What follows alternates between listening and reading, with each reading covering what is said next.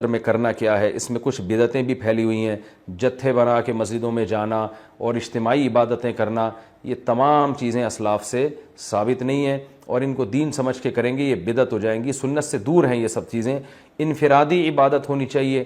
نماز کا کوئی الگ سے مخصوص طریقہ ثابت نہیں ہے.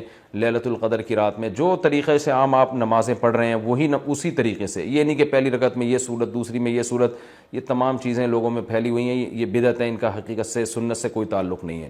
تلاوت کریں، دعائیں مانگیں اور تہجد کی نماز پڑھیں. جتنے نوافل اللہ آپ کو توفیق دیتا ہے، آپ جیسے عام معمول ہے نوافل پڑھنے کا اسی طرح پڑھیں. اور بہتر ہے گھر میں عبادت کریں. گھر میں اگر مشکل ہو رہی ہے تو مسجد میں بھی جا سکتے ہیں، لیکن نوافل گھر میں پڑھنا یہ مسجد میں پڑھنے سے زیادہ افضل ہے.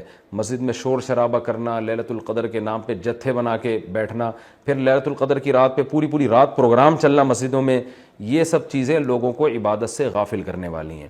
بیان بھی ہونے چاہیے مختصر، آدھا گھنٹہ ہو گیا، 1 گھنٹہ ہو گیا، باقی وقت عبادت میں لگانا چاہیے. دوسری بات یہ کہ اتنی کثرت سے عبادت کرنا کہ آپ کا دماغ ہی خراب ہونا شروع ہو جائے، نیند سے حالت خراب ہو جائے، تو یہ بھی ٹھیک نہیں ہے.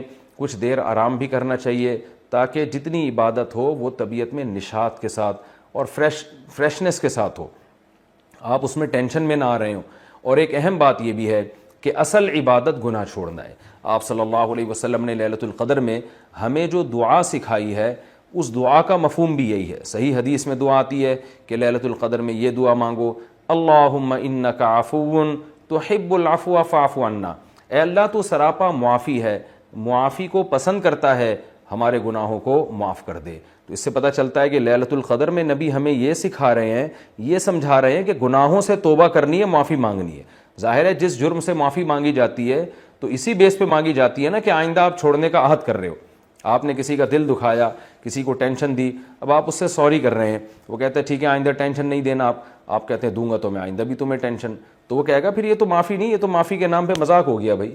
تو نبی جو ہمیں دعا سکھا رہے ہیں اس میں اصل بتا رہے ہیں کہ لیلۃ القدر کی رات میں اللہ سے دعائیں مانگ کر توبہ کرنی ہے. تو اس رات میں آپ عبادت کریں، اللہ سے دعا مانگیں. اور دعا کیا مانگیں کہ اللہ جو گناہ ہماری زندگی میں ہیں ان سے ہم توبہ کرتے ہیں اور آئندہ ہمیں ان سے بچنے کی توفیق عطا فرما. گناہ کیا ہے؟ نمازوں کا قضا کرنا، داڑھی کاٹنا، خواتین کا بے پردگی کرنا، اور سود لینا، بہنوں کی وراثت نہ دینا، اور جاندار کی جو تصویریں آج کل لوگوں نے گھروں میں ڈیکوریشن کے طور پر تصویریں لگائی ہوئی ہوتی ہیں، یہ سب ناجائز ہیں. آپ صلی اللہ علیہ وسلم نے فرمایا ان من اشد الناس عذابا یوم القیامۃ المصورون، کہ سب سے سخت ترین عذاب قیامت کے دن تصویر بنانے والے کو ہوگا. ڈیجیٹل کیمرے کی تصویر میں تو بہت اچھا خاصا علماء کا اختلاف ہے کہ ہماری رائے یہ کہ تصویر میں داخل نہیں ہے، لیکن جو پرنٹڈ تصویر ہوتی ہے اور کسی شرعی عذر کے بغیر ہو، ایک تصویر کسی ضرورت سے ہوتی ہے، بلا وجہ شو بازیوں کے لیے اپنے باپ داداؤں کی تصویریں دیواروں پہ سجانا، یہ فیشن ہمارے یہاں بنتا چلا جا رہا ہے. اور جو بت بنے ہوئے ہوتے ہیں تصویر کے نام پہ وہ بھی اسلام میں حرام ہے. تو ان سب چیزوں سے ہمیں لیلۃ القدر میں توبہ کرنی ہے. شراب سے، زنا سے، بد نظری سے، والدین کی نافرمانی سے، رشتہ داری توڑنے سے. آپ صلی اللہ علیہ وسلم نے فرمایا جو خونی رشتوں کو توڑتا ہے وہ جنت میں داخل نہیں ہوگا. لیلۃ القدر کی رات میں آپ اپنے خونی رشتوں کو منا لیں. اس رات میں آپ اگر رشتے کو جوڑیں گے اس کا ثواب کئی گنا زیادہ ملے گا، اس کی برکتیں بہت زیادہ ہوں گی. تو اس رات میں صدقہ خیرات بھی کرنا چاہیے. اور ان تمام جرائم سے، نماز چھوڑنے کا گناہ، سود کا گناہ، وراثت کھانے کا گناہ، جو بھی ناپ تول میں کمی کا گناہ، آپ اگر کسی ادارے میں جاب کرتے ہیں، آپ تنخواہ پوری لے رہے ہیں مگر آپ کام میں ڈنڈی مار رہے ہیں، یہ خیانت ہے جس سے قرآن نے روکا ہے. یہ بھی ایک جرم ہے، اس جرم سے بھی ہم نے اس رات میں توبہ کرنی ہے.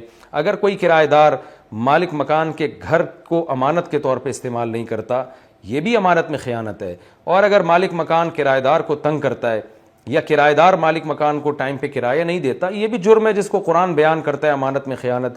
تو جہاں بھی 2 آدمیوں کا معاملہ ہو رہا ہے اور اس میں آپ ڈنڈی مار رہے ہیں، یہ بہت بڑا جرم ہے. قرآن میں اہل جنت کی یہ صفات بیان نہیں کی گئی ہیں.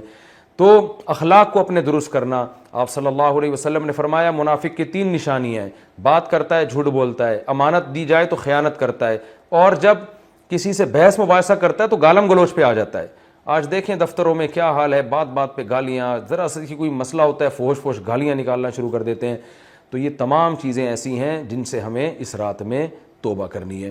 اللہ تعالیٰ سے دعا ہے کہ لیلۃ القدر کی رات اللہ ہم سب کے لیے خیر اور برکت والی بنائے، اور اس رات میں ہمیں عبادت کی توفیق عطا فرمائے، اور اس رات میں ہمیں گناہوں سے سچی توبہ کی توفیق عطا فرمائے۔ وما علینا الا البلاغ۔